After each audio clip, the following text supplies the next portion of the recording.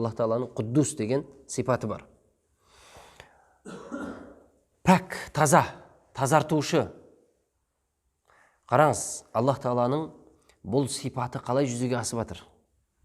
Тазартушы, тазалаушы. Сізбен біз тұрған жерде ластық бар. Тазалаймыз. Әлемді қараңызшы, Алла Субханаху ва Тааля қалай өзінің Құддус есімі жүзеге асып жатыр қараңыз.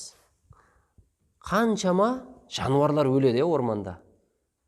Біздің 4 тауығымыз есіктің алдында өлсінші, біраз жатса сасиды анау. Тазалауымыз керек, алып шығарып тастау керек. Мұсыр үймеленіп қалса, оның иісі шығады. Қаншама қасқыр, тауық, құс, жәндіктер өліп жатыр әлемде. Қайда? Кім тазалап жатыр оның бәрін барып?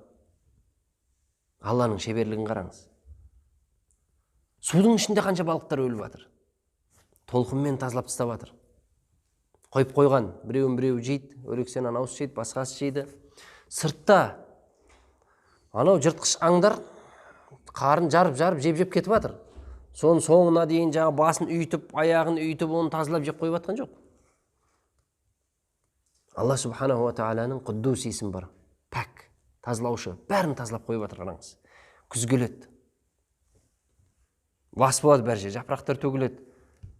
Қайттан қарасаң, қыстан кейін көктемде қайттан бар тазалық. Біз жерде өлген жерді қайта тірілтеміз дейді.